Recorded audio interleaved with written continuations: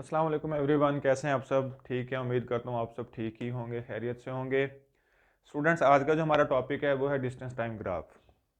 लेकिन distance time graph start करने से पहले एक बात मेरी गौर से सुने।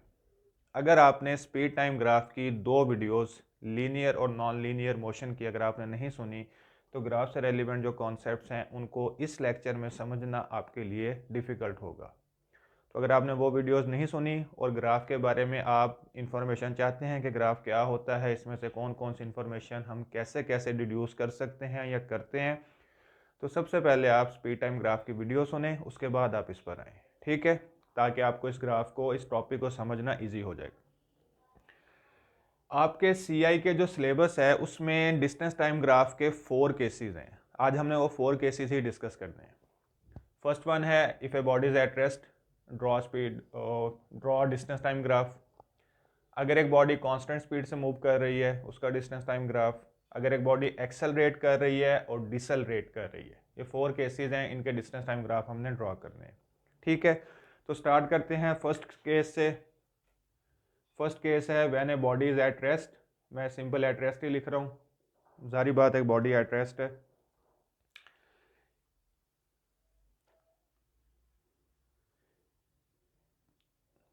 एक्स एक्सिस पर इंडिपेंडेंट क्वांटिटी आती है जो टाइम है, और वाई एक्सिस पर डिपेंडेंट क्वांटिटी जो कि डिस्टेंस है। ठीक,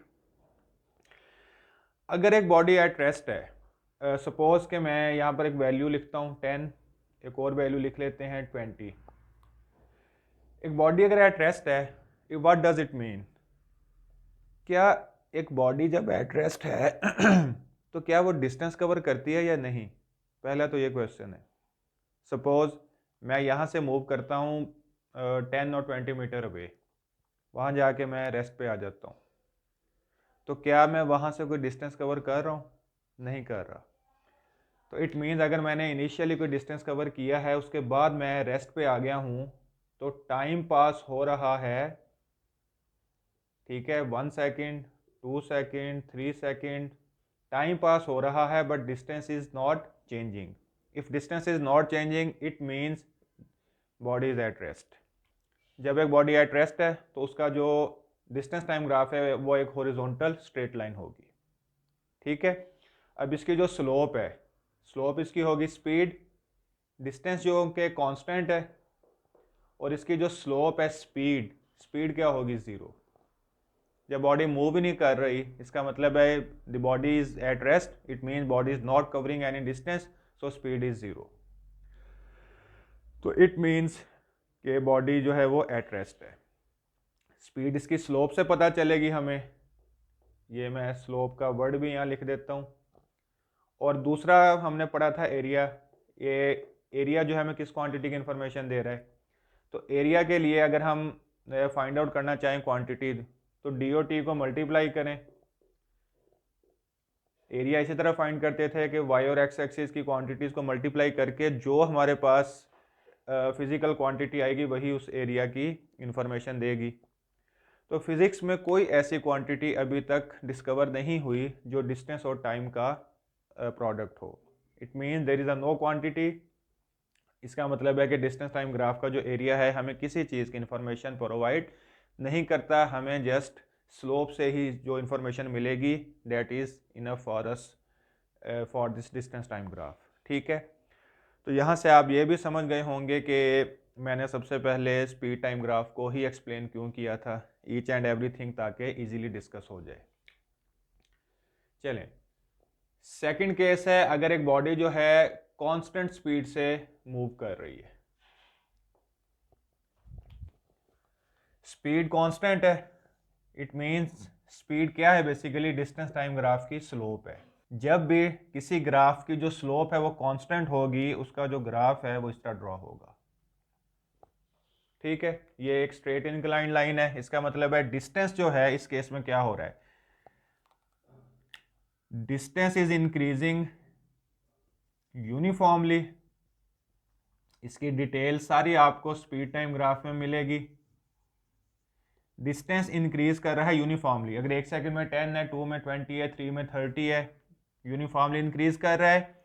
इसकी जो स्लोप है यानी जो स्पीड है वो कांस्टेंट होगी हर पॉइंट पर। ठीक है, तो कांस्टेंट अगर आ जाती है स्लोप, उसका ये वाला ग्राफ होगा, ये सेकंड केस है। इसके बाद हम थर्ड केस डिस्कस करते हैं जी। थर्ड केस है if a body is accelerating. आप बताएं, एक्सेलरेटिंग मींस स्पीड जो है वो अब चेंज हो रही है। तो डिस्टेंस टाइम ग्राफ में स्पीड जो है वो चेंज हो रही है, एक्सेलरेटिंग मींस स्पीड इंक्रीज कर रही है। तो इसका जो ग्राफ होगा वो इस तरह ड्रॉ होगा। अब ये नॉन लीनियर ग्राफ है, कर्व है, इसके हर पॉइंट पे आप टेंजेंट ड्रॉ करेंगे। जब टेंजेंट ड्रॉ करते जाएंगे तो टेंजेंट जो है वो अलोंग वाई एक्सिस मूव कर रहा है। तो लास्ट लेक्चर में हमने बात की थी, अगर टेंजेंट जो है वो वाई एक्सिस की तरफ मूव करेगा it means slope is increasing, और अगर tangent along X axis move करता है तो it means slope is decreasing. तो इसमें अगर टेंजेंट ड्रॉ कर करके अगर हम देखें तो ये वाई एक्सिस की तरफ जा रहा है, इट मींस डिस्टेंस भी इंक्रीज कर रहा है और इसकी जो स्लोप है वो भी इंक्रीज कर रही है। इंक्रीज मीन चेंज, तो जो स्लोप स्पीड है वो चेंज हो रही है, it mean body is accelerating. ये आपका थर्ड केस है। और लास्ट केस डिसेलरेटिंग।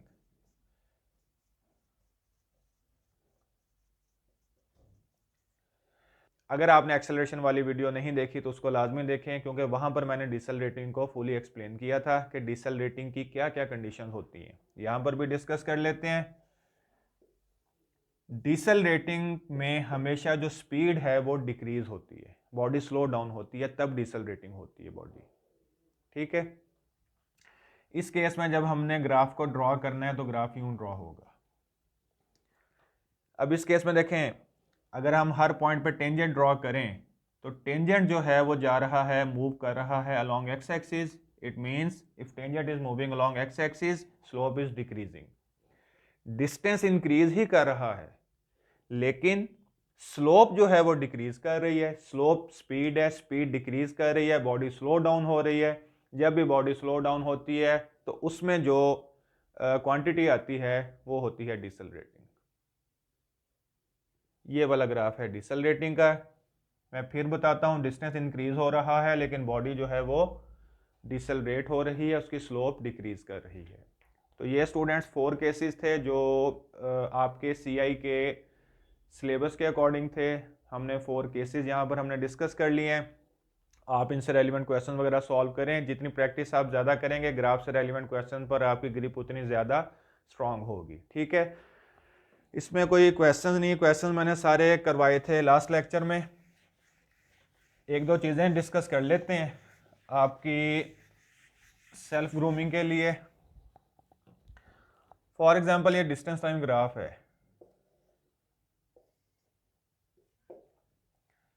एक लाइन मैंने यूं ड्रॉ की, इस तरह का ग्राफ है। कई दफ़ा जो P2 होता है उसमें इस तरह के क्वेश्चन आते हैं। 1 मार्क का क्वेश्चन आ जाता है कि आप mark X where body is at rest. इस तरह के क्वेश्चन आपको ना P2 में थ्योरी में काफ़ी मिलेंगे ग्राफ से रेलिवेंट। तो इस तरह के कुछ क्वेश्चन हम डिस्कस कर लेते हैं। अब देखें, बॉडी एट रेस्ट है, डिस्टेंस टाइम ग्राफ है। तो बॉडी जब भी डिस्टेंस टाइम ग्राफ में एट रेस्ट होगी, हमेशा उसकी जो लाइन है वो एक तो स्ट्रेट होगी, दूसरा हॉरिजॉन्टल टू टाइम एक्सिस होगी। इट मींस ये जो रीजन है, इस रीजन में बॉडी जो है वो एट रेस्ट है। इस रीजन में किसी भी पॉइंट पर आप एक्स को प्लेस कर देंगे। इस तरह का क्वेश्चन भी आता है। यूं भी पूछा जा सकता है, mark X where body is डिसेलरेटिंग।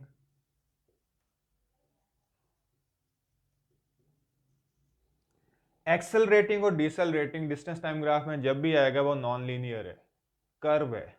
तो ये जो कर्व है ना, इस कर्व में आप किसी भी पॉइंट पर x को प्लेस कर देंगे। अगर मैं यहाँ से चलें इसको मिटा देता हूँ। जब आप कर्व पे किसी भी पॉइंट पे x प्लेस कर देंगे तो इसका मतलब है ये वो पॉइंट है जहाँ पर बॉडी डिसेलरेट कर रही है।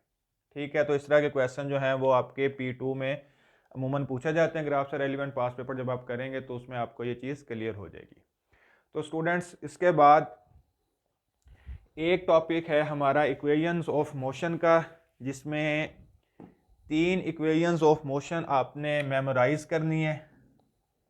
इनको हमने डिराइव नहीं करना, जस्ट आपने इनको मेमोराइज करना है।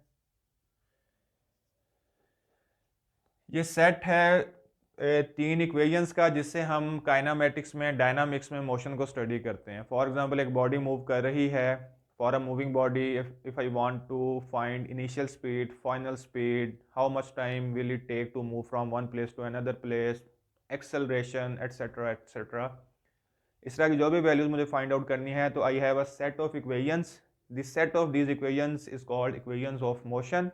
और इसकी एक कंडीशन है कि whenever body is moving linearly, whenever body is moving in a straight line means linear motion and acceleration must be constant, then we can use these equations of motion। ये एक इनकी कंडीशन है जिसको आपने mind में रखना है।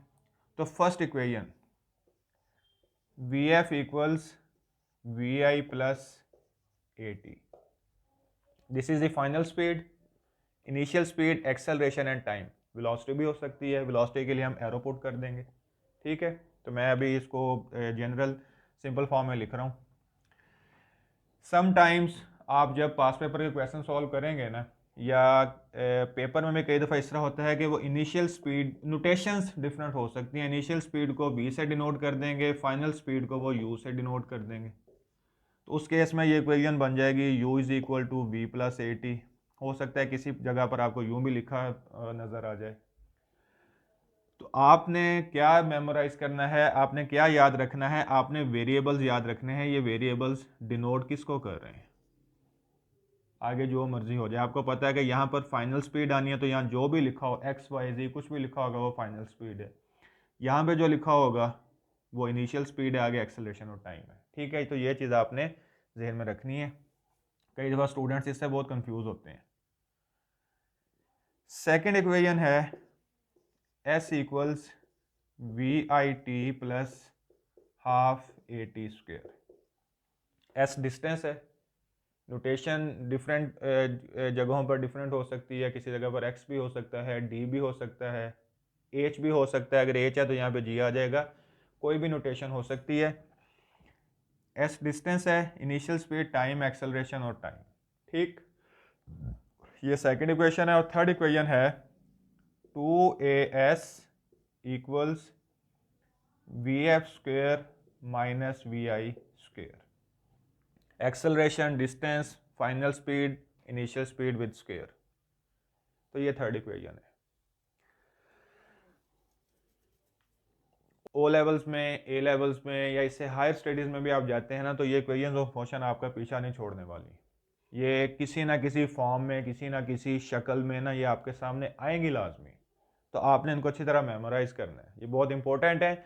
अच्छा, इसमें अब एक चीज़ ये याद रखें कि एक स्टेटमेंट में हमें कैसे पता चले कि कौन सी इक्वेशन ऑफ मोशन हमने अप्लाई करनी है, यूज़ करनी है, ठीक है। तो उसका इजी वे ये होता है, ये आगे डायनामिक्स में भी, या इससे आगे जो टॉपिक्स होंगे ना उनमें क्वेश्चन आएंगे, तो उसमें मैं आपको बताऊंगा भी। एक बात सिर्फ सुन लें, जब भी आपके सामने स्टेटमेंट लिखी हुई है ना, सबसे पहले आपने स्कैन करना है, फिगर आउट करना है what is the given data. जब आपको गिवन डेटा का पता चल जाएगा, तब आपने देखना कि इन तीनों में से कौन सी इक्वेशन आप वहां पर अप्लाई कर सकते हैं। वो इक्वेशन आपने अप्लाई करके आंसर फाइंड आउट कर लेना है। तो मेन चीज़ होती है गिवन डेटा। गिवन डेटा को आपने फिगर आउट करना है, और ये चीज़ें प्रैक्टिस के साथ डेवलप होनी है। ये एक ही दिन में एक दो न्यूमेरिकल्स के साथ डेवलप नहीं होनी, ठीक है। तो प्रैक्टिस और पेशेंस के साथ आप अपनी इस जर्नी को कंटिन्यू रखें, और इंशाल्लाह with the passage of time हम फिजिक्स के फंडामेंटल कॉन्सेप्ट्स पर ग्रिप करेंगे इंशाल्लाह, ठीक है। तो आप इनको स्टडी करें, इनसे रेलिवेंट क्वेश्चंस करें, कोई क्वेश्चन हो तो मेरे साथ उनको डिस्कस करें। काइनामेटिक्स का पोर्शन यहाँ तो कंप्लीट हो गया है। कल से इंशाल्लाह हम नेक्स्ट चैप्टर स्टार्ट करेंगे, मैथ्स वेट वाला। उसमें मैथ्स और वेट को हम डिस्कस करेंगे। कल तक के लिए इजाज़त दें, अल्लाह हाफिज़।